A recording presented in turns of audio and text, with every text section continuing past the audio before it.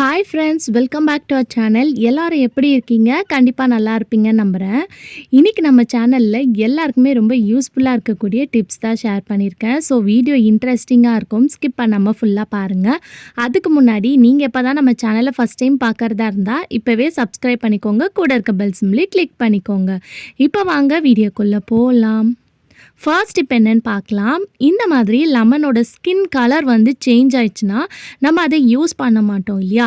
அதை யூஸ் பண்ணாமல் இருக்காதீங்க. நீங்கள் சூப்பரான நிறைய க்ளீனிங் பர்பஸ்க்கு வந்து இந்த லெமனை வந்து யூஸ் பண்ணிக்கலாம்.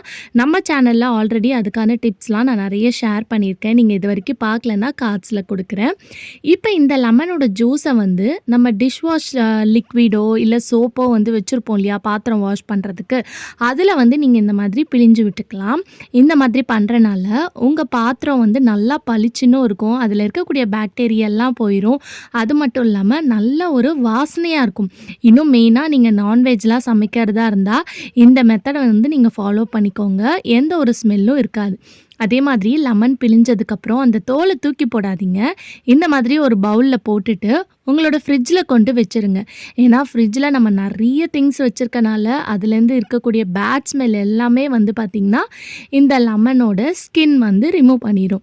ஸோ உங்கள் வீட்லேயும் வந்து லெமன் வந்து வச்சுருக்கீங்க, வேஸ்ட்டாக யூஸ் பண்ணாமல் இருக்குன்னா கண்டிப்பாக அதை வந்து தூக்கி போடாமல் இந்த மாதிரி விஷயத்துக்கு வந்து யூஸ் பண்ணிக்கோங்க.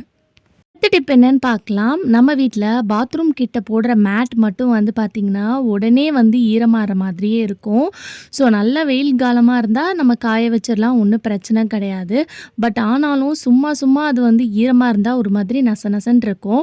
ஸோ அந்த மேட்டை போகிறதுக்கு கீழே இந்த மாதிரி நியூஸ் பேப்பர் போட்டு அதுக்கு மேலே மேட் போட்டிங்கன்னா அந்த நியூஸ் பேப்பர் வந்து அந்த ஈரத்தெல்லாம் உறிஞ்சிரும்.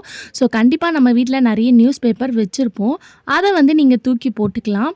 தூக்கி போட்டுட்டு திருப்பி வேறு நியூஸ் பேப்பர் போட்டு நீங்கள் இந்த மாதிரி மேட் போட்டு யூஸ் பண்ணிங்கன்னா உங்களுக்கு உடனே மேட் வந்து ஈரமாகாமல் இருக்கும். கண்டிப்பாக ட்ரை பண்ணி பாருங்கள். அடுத்த டிப் என்னென்னு பார்க்கலாம். உங்கள் வீட்டில் பாத்திரம் அடுக்கிறதுக்கு இடம் இல்லை, ஷெல்ஃப் இல்லை அப்படின்னா கண்டிப்பாக இந்த டிப்பை ஃபாலோ பண்ணிக்கோங்க. நம்ம வீட்டில் இந்த மாதிரி பிளாஸ்டிக்கில் இருக்கக்கூடிய கூடை, ஒயர் கூடைலாம் நிறைய வச்சுருப்போம். மோஸ்ட்லி வந்து இப்போல்லாம் அதை யாருமே வந்து யூஸ் பண்ணுறது கிடையாது. ஸோ அந்த மாதிரி வேணான்னு வச்சுருந்தீங்கன்னா கண்டிப்பாக இந்த டிப்பை வந்து ஃபாலோ பண்ணிக்கோங்க. அதே மாதிரி இது வந்து பார்த்திங்கன்னா கட்டைப்பை ஸ்டிக் தான் நான் எடுத்திருக்கேன். நான் வந்து ஒரு சைடு மட்டும் இதை வச்சு நாட் போட்டுக்க போகிறேன். நீங்கள் வேணும்னா இது வந்து நான் ரொம்ப நீட்டாக வந்து வச்சுருக்கேன். ஸோ நான் வீடியோவில் காட்டணுன்றதுக்காக இந்த மாதிரி வச்சுருக்கேன். நீங்கள் வேணும்னா இதை வந்து நீங்கள் 2ஆக உடச்சி 2 சைடு கூட நீங்கள் வந்து வச்சுக்கலாம். ஸோ இந்த அளவுக்கு ஹைட்டு வந்து தேவை கிடையாது. ஸோ சின்னதாக கூட நீங்கள் வச்சுக்கலாம். இப்போ இதை வந்து சைடில் வச்சுட்டு இந்த மாதிரி அந்த கட்டைப்பை ஸ்டிக்கை வந்து கூடையோடு சேர்த்து நல்லா டைட்டாக வந்து பார்த்திங்கன்னா நீங்கள் கட்டி முடிச்சு போட்டுக்கணும். அப்போ தான் வந்து அது அவுறாமல் அப்படியே வந்து உங்களுக்கு ஃபிக்ஸாக இருக்கும். இது வந்து ஒயர் கூடைன்றனால உங்களுக்கு ஹோல்ஸ் வந்து சின்னதாக இருக்குது, கொஞ்சம் எடுக்க வந்து கஷ்டமாக இருக்கும். இன்னும் பிளாஸ்டிக்கில் அப்போல்லாம் வந்து பார்த்திங்கன்னா பசங்களுக்கு லஞ்சே வந்து கூடையில் தான் கொடுத்து அனுப்புவாங்க இல்லையா? பிளாஸ்டிக் லஞ்ச் கூட இருக்கும் பாருங்கள், அதில் வந்து ஹோல்ஸ் பெருசாக இருக்கும். அது மோஸ்ட்லி வந்து பார்க்குறதுக்கே வந்து பார்த்திங்கன்னா நம்ம பாத்திரம்லாம் அடுக்கி வைக்கிற அந்த வெசல் அந்த ஒரு ஸ்டெயின்லெஸ் ஸ்டாண்ட் இருக்கும் பாருங்கள், அது மாதிரி கேப் இருக்கும். அதுவாக இருந்துச்சுன்னா உங்களுக்கு இந்த மாதிரி முடிச்சு போட்டு வைக்கும்போது இன்னும் ஈஸியாக இருக்கும். ஒயர் கூடையை விட பிளாஸ்டிக் கூடைன்றத போது உங்களுக்கு மெயின்டைன் பண்ணுறதுக்கும் ரொம்ப ஈஸியாக இருக்கும். இப்போ மேலே வந்து பார்த்திங்கன்னா நான் முடிச்சு போட்டுட்டேன். அதே மாதிரி கீழேயும் வந்து நீங்கள் இந்த இடத்துல வந்து அந்த ஸ்டிக்கை வந்து கூடையோடு சேர்த்து வந்து நல்லா டைட்டாக முடிச்சு போட்டுக்கணும். அப்போ மட்டும்தான் உங்களுக்கு அது கலண்டு வராமல் நல்லா டைட்டாக வந்து பார்த்திங்கன்னா ஃபிக்ஸ் ஆகிட்டு நிற்கும். இல்லைனா உடனே வந்து அங்கேயும் இங்கேயும் ஆடி ரிமூவ் ஆகி வந்துடும். இது எதுக்குன்னு பார்த்தீங்கன்னா, உங்கள் வீட்டில் வந்து ஷெல்ஃப் இல்லை, பாத்திரம் அடுக்கி வைக்க இடம் இல்லைன்னா, ஸோ நம்ம இந்த ஒரு கூடை இருந்தால் போதும், நீங்கள் எவ்வளோ பாத்திரம் வேணாலும் இதில் ஈஸியாக அழகாக அடுக்கி வச்சிடலாம். ஸோ அதுக்கேற்ற மாதிரி நீங்கள் இதை வந்து டைட்டாக நல்லா முடிச்சு போட்டு கட்டிக்கிட்டால் மட்டும்தான் உங்களுக்கு இது வந்து ஸ்டிஃபாக வந்து நகராமல் நிற்கும். இப்போ நான் வந்து கட் பண்ணிக்கிறேன். எக்ஸ்ட்ராவாக இருக்கக்கூடிய நூலை வந்து நான் கட் பண்ணிக்கிறேன். அவ்வளோதான், வந்து நம்ம சூப்பரான ஆர்கனைசர் வந்து ரெடி பண்ணிட்டோம். இப்போ இது கூடயே வந்து நம்மக்கிட்ட யூஸ் பண்ணாத மெட்டல் பேங்கிள்லாம் இருக்கும் பாருங்கள். பசங்களோட வளையல்லாம் சின்னதாகிடுச்சுன்னா போட முடியாது, அந்த மாதிரி இருந்துச்சுன்னா எடுத்துக்கோங்க. அதையும் வந்து நீங்கள் நிறைய விஷயத்துக்கு யூஸ் பண்ணிக்கலாம்.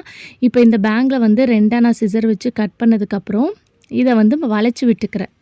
ஸோ இந்த மாதிரி நம்ம வளைச்சி விட்டுட்டோன்னா நம்மளுக்கு இது எஸ் டைப்பில் வந்து பார்த்திங்கன்னா உங்களுக்கு கிடைக்கும். ஸோ ஒரு எஸ் ஊக்கு மாதிரி உங்களுக்கு ரெடி ஆயிரும். ஸோ இந்த மாதிரி ரெடி பண்ணதுக்கப்புறம் இதை வந்து நீங்கள் இந்த கூடையோட கீழே வந்து நம்ம மாட்டி விட்டுக்க போகிறோம். ஸோ ஒரு 4 தான் நான் ரெடி பண்ணியிருக்கேன். நீங்கள் வேணும்னா எவ்வளோ வேணாலும் ரெடி பண்ணிக்கலாம். கீழே வந்து நம்மளுக்கு எவ்வளோ இடம் இருக்குது இல்லையா? ஸோ இந்த இடத்துல நீங்கள் நிறைய எஸ்ஹூக் கூட மாட்டி விட்டுக்கலாம். இதுக்குள்ளே ப்ரெஸ் பண்ணிவிட்டு அதுக்கப்புறம் உள்ளே கை விட்டு நல்லா அமுக்கி விட்டுக்கோங்க. அப்போ தான் வந்து அது கழண்டு வராமல் நல்லா ஸ்ட்ராங்காக இருக்கும். அதுக்கேற்ற மாதிரி நீங்கள் அதை நல்லா ப்ரெஸ் பண்ணி விட்டுக்கணும். ஸோ இந்த மாதிரி இந்த 4 எஸ்ஹூக்கையும் வந்து நான் மாட்டி விட்டுக்கிறேன். ஸோ இந்த எஸ்ஹூக் வந்து இதுக்கு மட்டும் இல்லை, உங்கள் கிச்சனில் நிறைய விஷயத்துக்கு நீங்கள் இதை யூஸ் பண்ணிக்கலாம். நீங்கள் ஜன்னலில் கூட இந்த எஸ்ஹூக்கை மாட்டி விட்டுட்டு அதில் கூட நீங்கள் கிச்சனில் இருக்கக்கூடிய டூல்ஸு, கரண்டிலாம் நீங்கள் மாட்டி விட்டுக்கலாம். ஸோ கண்டிப்பாக வேஸ்ட்டான மெட்டல் பேங்கிள் இருந்துச்சுன்னா தூக்கி போட்டுறாதீங்க. இப்போ இதை வந்து நான் ஜன்னலில் வந்து மாட்டி விட்டுருக்கேன். நீங்கள் வந்து ஒரு ஹானிலையோ இல்லை வால்லுக்கு அடித்து கூட நீங்கள் மாட்டிக்கலாம். இப்போ கீழே நம்ம எஸ்ஹூக் மாட்டி வச்சுருந்தோம் இல்லையா, அந்த இடத்துல வந்து பார்த்திங்கன்னா இந்த மாதிரி கரண்டி, கிச்சனில் இருக்கக்கூடிய வடிகட்டி, கிரேட்டரு இதெல்லாம் வந்து நீங்கள் இதில் மாட்டி விட்டுக்கலாம். நீங்கள் இன்னும் நிறைய எஸ்ஹூக் மாட்டிக்கிட்டிங்கன்னா நிறைய திங்ஸ் வந்து நீங்கள் மாட்டிக்கலாம். ஸோ இதுக்குள்ளே வந்து நீங்கள் பிளேட்ஸு, கிண்ணம் அந்த மாதிரி சின்ன சின்ன பிளேட்டெல்லாம் வச்சுக்கலாம். நீங்கள் இன்னும் பெரிய ஒரு கூடையாக பார்த்து எடுத்துக்கிட்டிங்கன்னா அதை நல்லா ஒரு ஆணியில் அடித்து மாட்டிட்டா போதும். உங்களுக்கு நிறைய திங்ஸ் வந்து நீங்கள் வச்சுக்கலாம். நான் வந்து ஒரு சைடு தான் வந்து அந்த கட்டைப்பை குச்சி வச்சு அதில் வந்து கிளாஸஸ்லாம் போட்டிருக்கேன். நீங்கள் 2 சைடும் வந்து அந்த கட்டைப்பை குச்சியை வந்து நல்லா டைட்டாக ஃபிக்ஸ் பண்ணி கட்டிக்கிட்டிங்கன்னா 2 சைடு கிளாஸு, மக்கு அதெல்லாம் வந்து நீங்கள் அதில் வந்து ஹேங் பண்ணி வச்சுக்கலாம். ஸோ கண்டிப்பாக இந்த டிப் வந்து ரொம்ப ஹெல்ப்ஃபுல்லாக இருக்கும். வேஸ்ட்டாக இருக்கக்கூடிய கூடையை வந்து நீங்கள் இந்த மாதிரி கூட யூஸ் பண்ணிக்கலாம். அது மட்டும் இல்லாமல் நம்ம வீட்டில் நிறைய திங்ஸ் பாத்திரம் வந்து யூஸ் பண்ணாதது கூட இருக்கும். அதை கூட நீங்கள் இந்த மாதிரி கூடையில் போட்டு ஸ்டோர் பண்ணி வச்சிட்டிங்கன்னா வேணுன்றப்போது எடுத்து யூஸ் பண்ணிக்கலாம். ட்ரை பண்ணி பாருங்கள். அடுத்த டிப் என்னென்னு பார்க்கலாம். நம்ம ஸ்நாக்ஸ்லாம் வந்து எங்கேயாவது வெளியே போகும்போது பசங்களுக்கு எடுத்துகிட்டு போகிறோன்னா ஃபுல்லாக சாப்பிட மாட்டாங்க இல்லையா? பாதி சாப்பிட்டுட்டு பாதி ஸ்நாக்ஸை வந்து அப்படியே வச்சுருவாங்க. ஸோ நம்ம அப்படியே வந்து ஃபோல்ட் பண்ணி வச்சோன்னா அது வந்து வீட்டுக்கு வந்து நம்ம எடுத்து வைக்கிறதுக்குள்ளே நமுத்து போயிடும். ஸோ கண்டிப்பாக எல்லார்கிட்டேயும் வந்து ஸ்லைடு இல்லை டிக்டாக் கிளிப் வந்து லேடிஸ் வந்து வச்சுருப்போம். அப்படியே வச்சுக்கலனாலும் இனிமேல் வந்து உங்கள் பேக்கில் வந்து இந்த டிக்டாக் கிளிப்பு, ஸ்லைடும் வச்சுக்கோங்க. இப்போ இதை வந்து நான் வீடியோவில் காட்டுற மாதிரி ஃபோல்ட் பண்ணிவிட்டு ஒரு டிக்டாக் கிளிப்போ இல்லை ஏர் ஸ்லைட் பின்னோ அதை வந்து இந்த மாதிரி மாட்டி விட்டுட்டிங்கன்னா உங்களுக்கு நல்லா ஏர் டைட்டாக ஃப்ரெஷ்ஷாக இருக்கும். நீங்கள் நெக்ஸ்ட் டைம் வந்து எடுத்து யூஸ் பண்ணுற வரைக்கும் அது நல்லா ஃப்ரெஷ்ஷாக இருக்கும். அடுத்த டிப்பு, நம்ம கத்தியில் வந்து ஏதாவது காலை நேரத்தில் காயெல்லாம் கட் பண்ணும்போது சரியாக கட் ஆகலைன்னா நம்மளுக்கு ரொம்ப வந்து பார்த்திங்கன்னா டென்ஷன் ஆயிரும். ரொம்ப வேலையும் வந்து பார்த்திங்கன்னா கஷ்டமாக இருக்கிற மாதிரி இருக்கும். ஸோ அதுக்கு இந்த ஒரு பொருள் மட்டும் வாங்கி வச்சுக்கோங்க. இது எல்லா ஹார்ட்வேர் ஷாப்லேயும் இருக்கும். இதுதான் சாண்ட் பேப்பர்.